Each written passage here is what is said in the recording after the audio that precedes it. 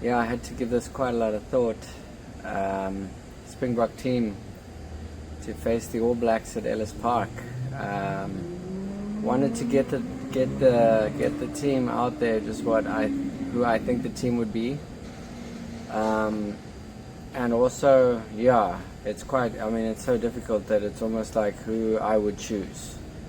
But it's also, who I think who Rassie is going to pick for the match day 23. So we still got some time.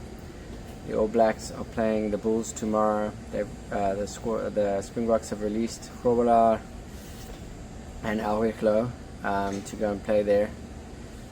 So that'll be we'll see what happens with the Bulls, but yeah, I think they'll probably really already know who's going to be in that squad and in that team. Knowing Rassie, that's probably pre-decided. Give and take, all the training is going well.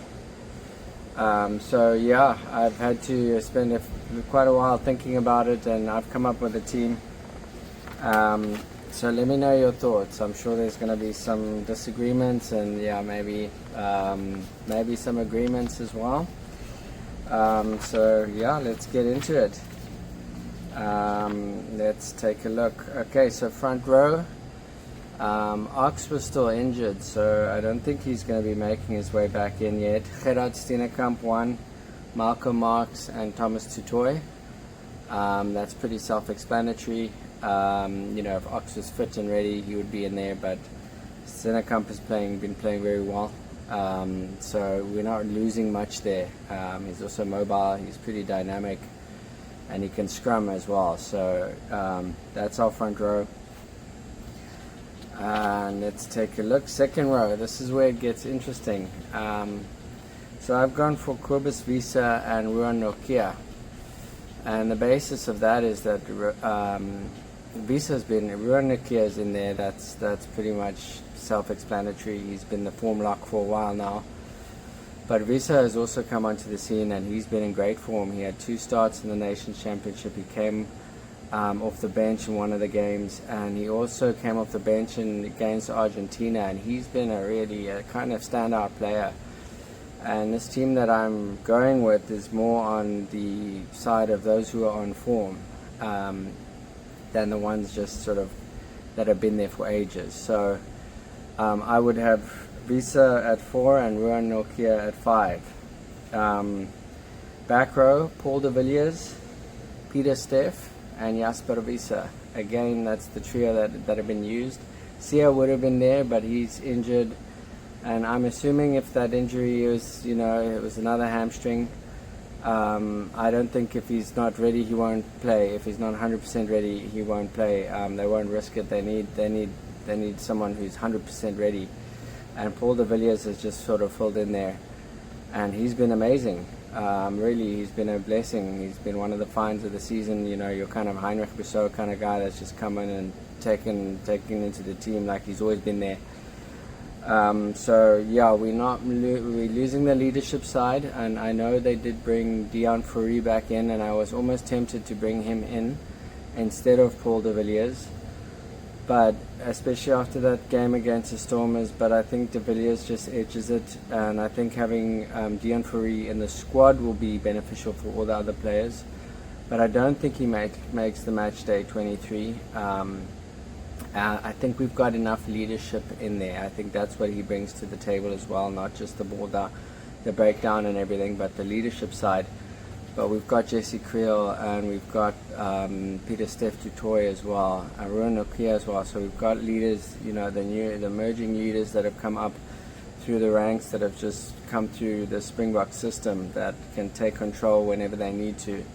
So I've got Paul de Villiers in there, and then obviously Pieter-Steph and Jasper Wiese. Jasper Wiese, he's like our backbone, and I actually like having the Wiese brothers there.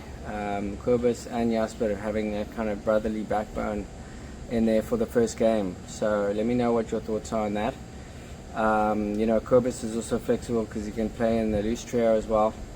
But yeah, I just like having them playing together as well. For now, it seems like that brings a good energy to the team, and they've both been on fire. Halfbacks. Okay, this was another tough one. I had to give it a lot of thought. I thought Sasha's back, Cobus is back. They had a bit of a rusty game against Argentina, but those are your two kind of guys. If you had a World Cup final, you're probably leaning towards them, and you want them for this the greatest rivalry. You want them in there in the mix. So I haven't gone with them. I've gone with Grant Williams and Manie Libbok. Again, they were there in the Nations Championship, and they just provide that fast, dynamic play. Grant Williams' box kicks have been good. His open play, he's dangerous, and he plays well with Manie, and Manie with the passing and just letting that backline go, and also his place kicking. His kicking for touch, is very good, and kicks the high ball and the cross kick, so just more of the Tony ball style that I'm going with. So they would be there starting. Then Damian de Allende, Jesse Kriel. The backline kind of speaks for itself. No changes there. We'll stick with what has been working. Damian de Allende, Jesse Kriel, Cheslin Kolbe, Kurtley Arendse, and then Damian Willemse. So we've got a lot. He's world's best, right? De Allende, Kriel, Arendse, Kolbe, and Willemse. Willemse has also been in blinding form, and I like having him at fullback there. So that's my starting team. On the bench, let's go to the bench. Jan Hendrik Wessels, Boan Venter, and Zachary Porton. So I had to think about Porton because we got Wilco low as well. But Wilco hadn't been playing as much game time. I know he had some personal things, and he didn't have as much game time in the Nations Championship. And we know if he's fit, he is fit, but we know in a scrummaging sense, he would be the first one to call. I think tight head, he's probably the best in the best in the world in scrumming. But Porton again has been on form, and you're not losing much in the scrum with him, but also the open play and the carrying, and that Porton has just been on fire as well. So I think he edges that bomb squad position, and that's again another form-based decision and the game time, and you kind of want to keep that momentum going into this first game. I think in the second game, that's when I'd probably have Eben and Lood, who I didn't pick in this match day 23, that kind of thing, bringing them back in. Cameron Hanekom, Ben Jason Dixon, I would have in there. Hanekom has been also on fire. It was quite a toss-up with him and Eskom, but I think he edges it because he also covers 8, and he's just he after his game against Argentina, he's one of those kind of ones that just bash the door down and works his way in. And then Ben Jason Dixon, because he covers lock as well. So I haven't gone with specialist locks on the bench. And also Cobus he started 2 of the games actually at lock, and then he's covered for lock as well. So you can kind of consider him a specialist lock. He's also doing line out calls. So I think we covered there with Ben Jason Dixon. Also Pieter-Steph, he can also cover lock. So that frees up the bench. And that's why I've got Andre Esterhazen as a hybrid, so he can also play on the loose forward, but he covers for the centres as well, so for Jesse and Damian.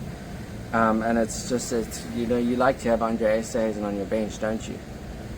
He can come on and he can cause your wrecking ball. Second half, lungs are burning, and then all of a sudden the bomb squad comes on, and he could be a forward or a back, you don't know, and he looks like he could be either anyway. And then Cobus and Sasha. So I want to keep them together.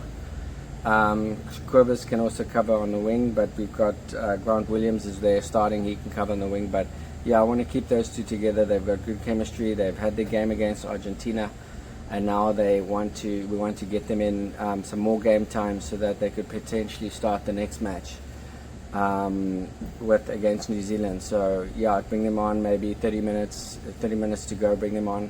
So 10 minutes into the second half, and give them some game time, let them get that chemistry going again, because we do want to, we need Sasha there, and Cobus as well, like he's a general, he's got that good leadership and controlling factor.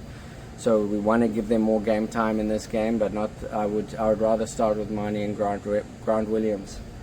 So that's actually my take. I had to give that a lot of thought, and there was quite a bit of chopping and changing. I think captaincy would probably go to Pieter-Steph.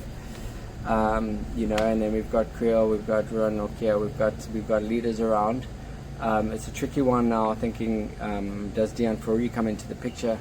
I didn't go with him because we've got Ben Jason Dixon as well, and we've got Andre Esterhazen, and you know, that's a lot of cover that we have. So that's probably a close one there, but I think that would be my team. It's probably a team I think would be pretty close to what they're looking at, because that's, if I had to pick, I would pick that team. They could go another way. They could start with Lood and Eben as well.